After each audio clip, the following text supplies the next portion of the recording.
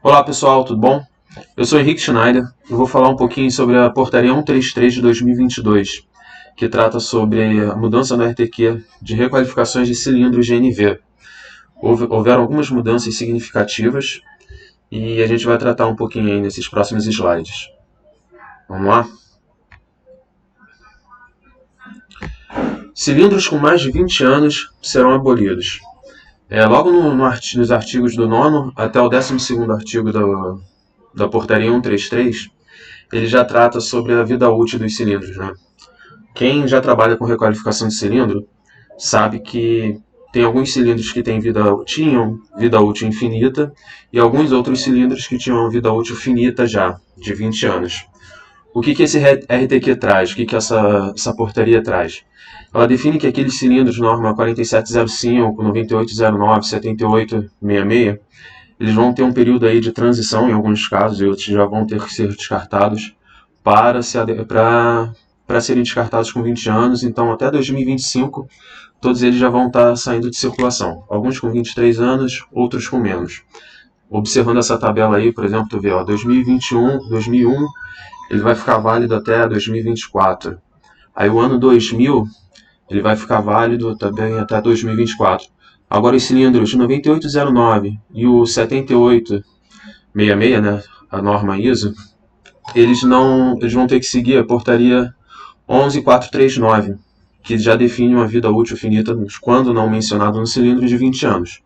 Então, se tiver algum cilindro desse aí instalado no veículo, os organismos de inspeção já têm a obrigação, desde o dia 1º de maio, de condenar esse cilindro e solicitar a substituição.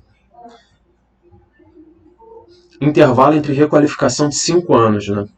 Quando a portaria 309 passou a vigorar, eles colocaram uma nota técnica no artigo que falava sobre a periodicidade de requalificação, dizendo que teria que ser de 5 anos a partir da data de fabricação. Ao meu ver, houve uma interpretação equivocada com relação a isso. Por quê? Na NR13, a gente coloca que o cilindro, a periodicidade do teste de caldeira, a periodicidade do teste hidrostático dos vasos de pressão ocorre a partir da data de instalação. Muito provavelmente eles colocaram essa nota para quê? Para deixar bem claro que não é a partir da data da instalação no veículo, e sim a partir da data de fabricação. Só que o pessoal fez uma interpretação onde, independente do cliente ficar ali, vamos supor, ele ficou 7 anos sem fazer a requalificação, ele vai fazer o reteste, e como vai contar a partir da data de fabricação, é como se fosse assim, tem que fazer 2010, 2015, 2020, 2025 e por aí vai. Então, peguei muitos casos quando eu ainda trabalho em organismo de inspeção, né, onde o cilindro ele acaba tendo um reteste ali com validade de poucos meses, por conta dessa interpretação equivocada, ao meu ver.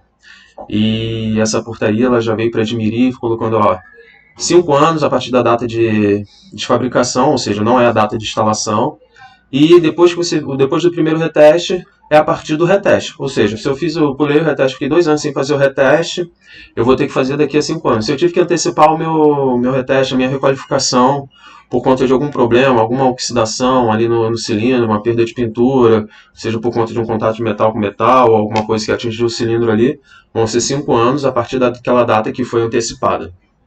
Tá? Cilindros devem ser inutilizados. Na portaria 308, 309, ele falava que o cilindro estava condenado, reprovado, né, eles utilizavam a nomenclatura de reprovado. Você simplesmente chegava, martelava o cilindro reprovado lá e devolvia ao cliente se fosse do desejo dele. Hoje não funciona mais assim. O que acontece? Uma vez o cilindro condenado, a nomenclatura ela mudou, né? Não é mais reprovado, e sim condenado, você tem que inutilizar o cilindro. O que é isso? Ou eu vou fazer alguns furos no cilindro, ou eu vou cortar. Para quê? Ainda que o cliente queira agir de má fé, né? Por exemplo, antigamente ele podia simplesmente esmerilhar aquela marcação ali de reprovado e colocar no mercado de novo, oferecendo risco à população, oferecendo risco ao pessoal durante um abastecimento e tudo mais. Hoje isso não é mais possível. Por quê?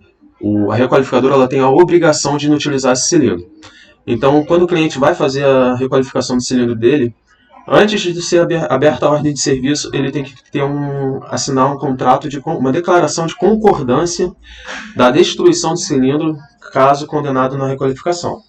Então, antes de iniciar o serviço, ele já fica ciente, olha, se seu cilindro for reprovado, se ele for condenado, a gente vai ter que inutilizar ele. Pode ser por furo, pode ser por corte de divisão na seção de 2, pode fazer um talho bem grande ali na parte média dele, por aí vai. De qualquer forma, ele vai ter que ser inutilizado. Troca da válvula de cilindro, né? Se o caso de um cilindro condenado ali já vai dar um problema do caramba para a requalificadora, de você explicar que você está inutilizando um bem, né, algo de um cliente, você tem que passar para ele também que ele vai ter que trocar a válvula. Acho que vai ser um negócio meio complicado. Mas o RTQ ele é bem claro com relação a isso. E agora, toda vez que for fazer a requalificação de cilindro, você tem que trocar a válvula também. Isso particularmente me preocupa um pouco, tá? Por quê?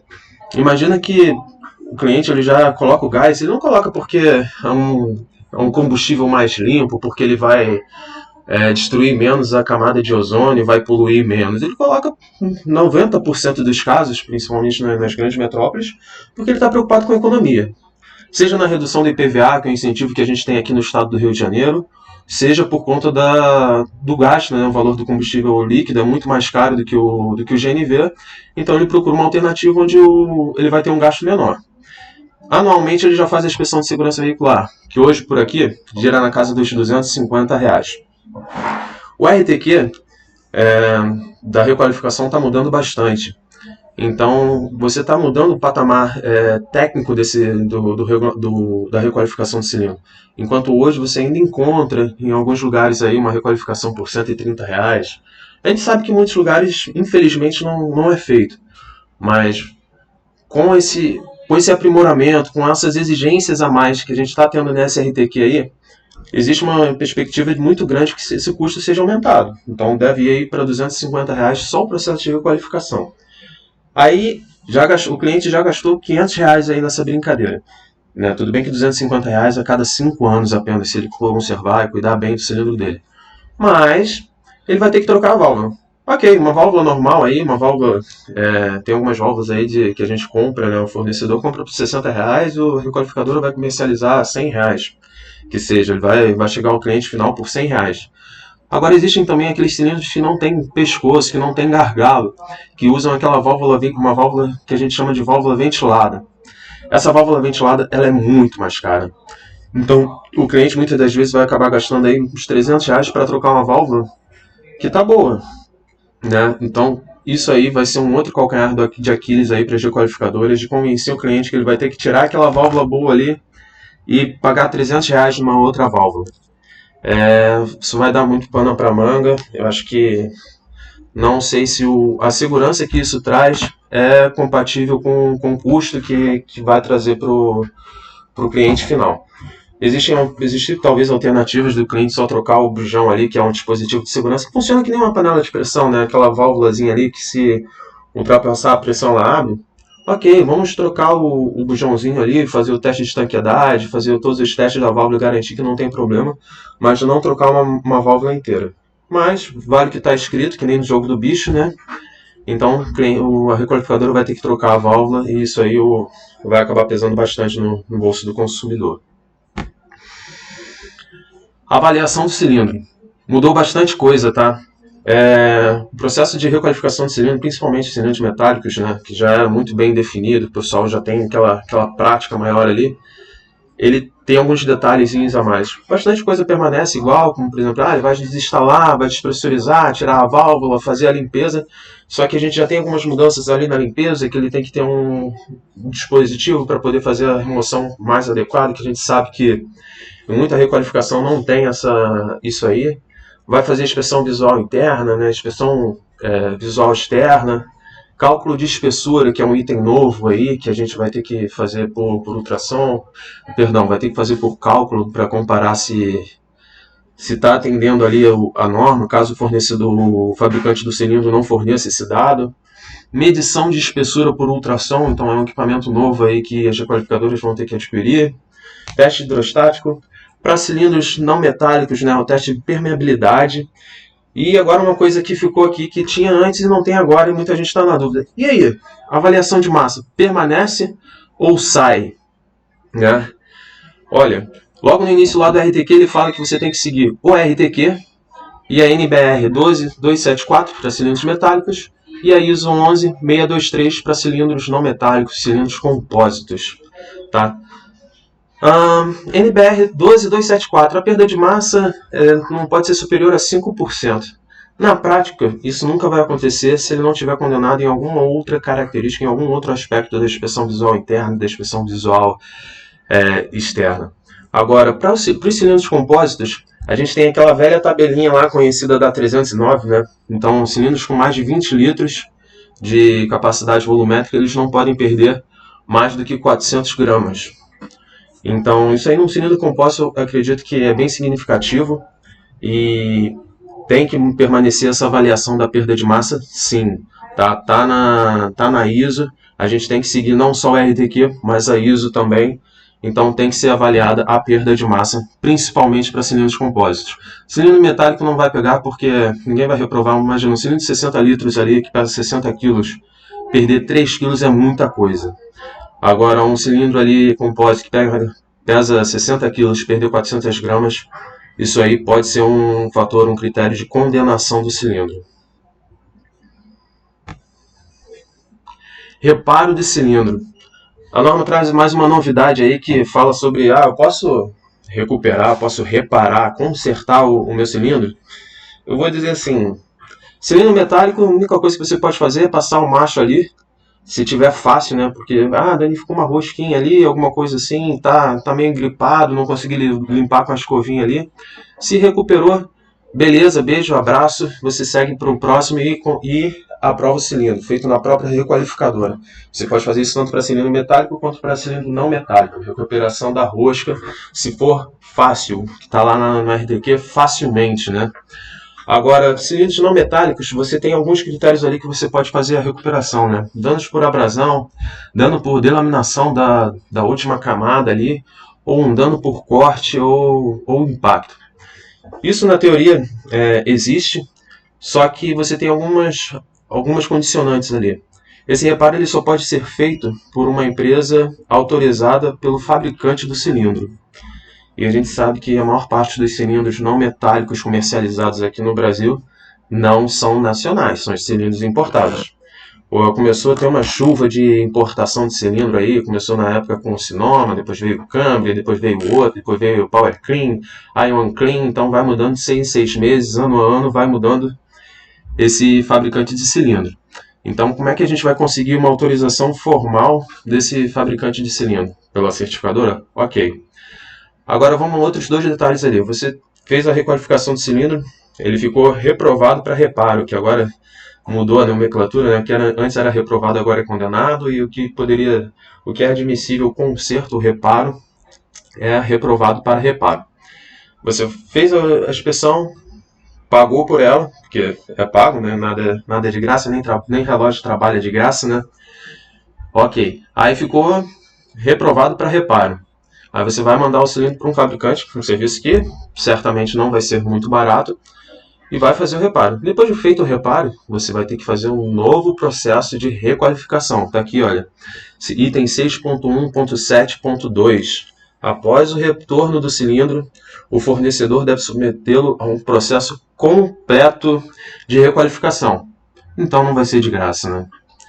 Então é outra coisa que talvez fique um peso ali, o quanto você vai gastar em relação a um cilindro novo, pode acabar não compensando. Óbvio que um cilindro novo hoje está na base de R$ 1.500, R$ 2.000, e se você for fazer isso tudo, você vai gastar 50% do valor.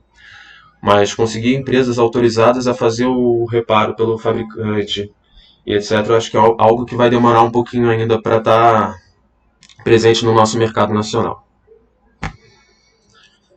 Registros fotográficos. É outra coisa que o RTQ anterior pecava muito, e isso aí veio para melhorar bastante a qualidade e, digamos assim, separar aquelas requalificadoras que trabalham certo e daquelas requalificadoras que trabalham errado.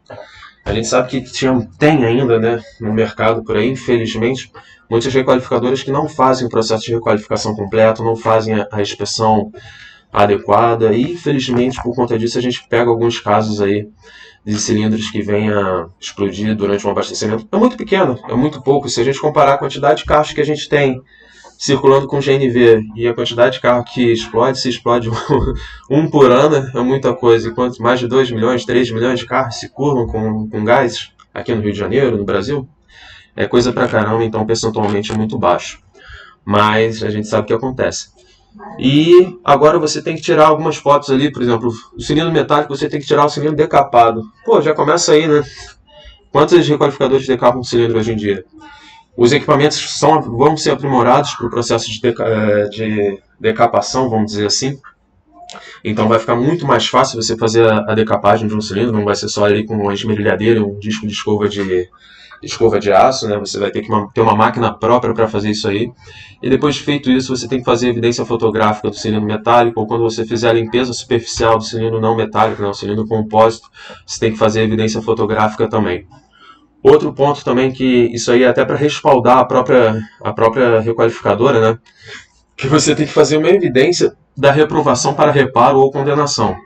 Imagina que um cliente ele vai ter o cilindro dele condenado, né? Vai ter o cilindro dele reprovado, então vai ter a válvula dele destruída e ele não vai ficar muito satisfeito com isso não. Tu está destruindo, tu está condenando o bem dele. Então a chance dele querer vir processá-lo ou querer ver o dinheiro judicialmente é muito grande. A gente sabe que está seguindo a RTQ, a gente sabe que está seguindo a norma, mas como é que a gente ia provar isso aí? Então o Inmetro teve uma preocupação muito assertiva nesse ponto de pedir, de obrigar as requalificadoras a ter as evidências fotográficas disso aí, até mesmo por caso de um processo judicial ou qualquer coisa do gênero. Esse é o meu entendimento com relação a essa exigência das evidências fotográficas, tanto da reprovação e condenação, né, e das válvulas destruídas. Rastreabilidade é um ponto que, assim, já existem muitas associações que brigam, né, vamos dizer, usar o termo brigam não é muito adequado, mas que questionam ao Inmetro essa questão da rastreabilidade de cilindro, porque a gente sabe que não tem muito controle hoje, por mais que a gente tente, as ferramentas ainda estão um pouco precárias nesse sentido, e esse aí já foi um passo enorme sobre a rastreabilidade. A gente vai ter que fornecer, através de um sistema informatizado que o Inmetro vai disponibilizar, a gente acredita que seja o GNV-SEG, ou alguma coisa assim, onde você vai ter todo o controle, né, desde do fabricante do cilindro, até quando ele sofreu uma requalificação, quando ele passou por uma instaladora, pelo comerciante do cilindro, quando passou pelo organismo de inspeção, para quê? Isso aí é para diminuir, para minimizar aqueles cilindros que a gente sabe que são roubados, né? Então, isso aí trouxe bastante evolução e bastante melhoria, vai trazer para o processo de requalificação de cilindro, para o processo de controle e rastreabilidade desses cilindros que estão instalados. A gente espera que isso aí talvez seja vinculado também ao documento do veículo, então, por exemplo, entre no campo de observação lá do CRLV o número de série do cilindro, o selo, etc., e também talvez do redutor. Mas vamos aguardar as cenas dos próximos capítulos para saber como que vai funcionar isso aí. Eu confesso que estou bem ansioso para saber. Responsável operacional, né? Isso já é uma questão bem antiga com relação à requalificação. Há muitos que digam que não pode ficar na responsabilidade de um técnico. Há outros que dizem não, um técnico é capaz de ter a competência técnica necessária para fazer essa identificação, esse discernimento do que está aprovado, do que está condenado, do que está reprovado para reparo nas nomenclaturas de hoje em dia. Meu ponto de vista, tá? Isso aqui é algo particular meu, não estou querendo debater com ninguém, que eu acredito, né, que existem algumas coisas aí que estão num patamar técnico, vamos dizer assim. A gente usa muito o patamar tecnológico quando a gente fala de sistema de GNV. Eu vou fazer um termo aqui, um patamar técnico muito elevado para colocar na mão de um nível técnico. Eu falo porque tem alguns cálculos aqui que são cálculos de engenharia, são cálculos bem mais específicos, né? Cálculos de espessura de parede de um vaso de pressão, de um cilindro, cálculo de tensão de um cilindro. Então, isso aí acho que deveria ficar na responsabilidade. E ter também a RT para certificação desse produto, que é o cilindro de GNV. Também tem a questão da evidência dos danos, né, dimensionamento dos danos, definição de profundidade, que a gente tem aí na figura 1, que foi tirada lá da 12274. A gente tem aqui a figura do meio também, que fala sobre um dano de um corte, né, de um cilindro não metálico, uma queima por arco de solda, e por aí vai.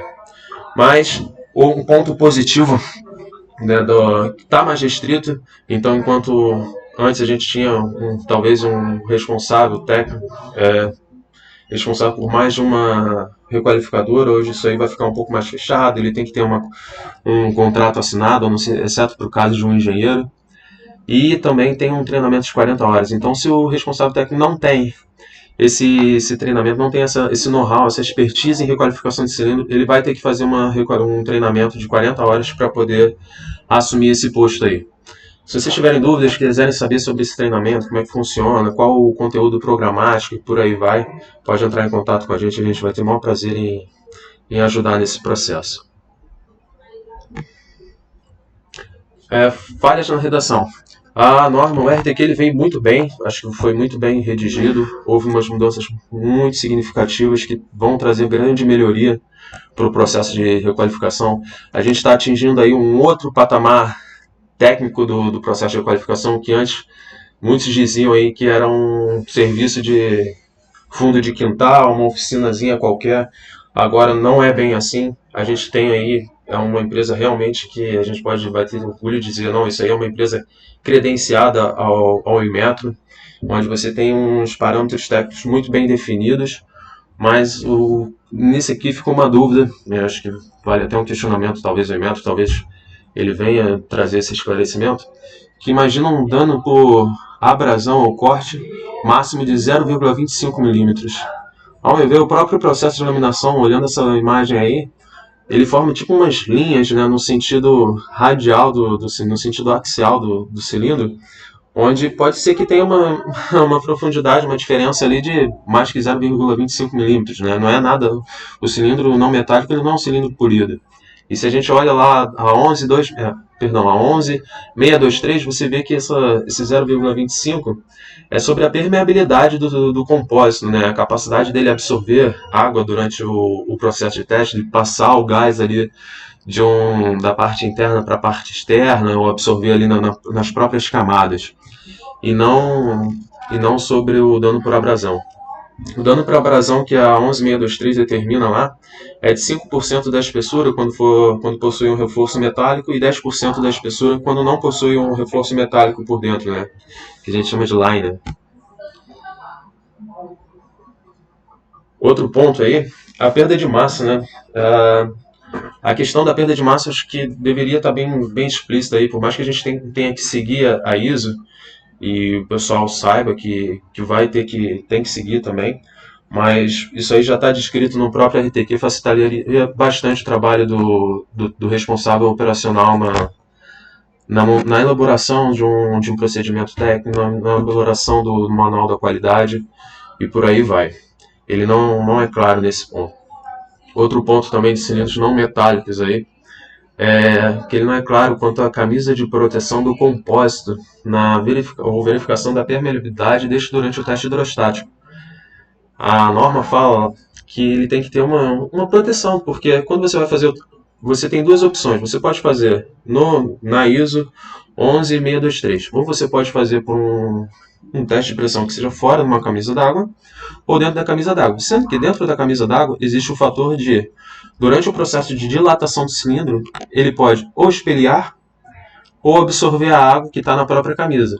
Então o volume que vai estar aferido lá na bureta não vai ser o volume real de expansão.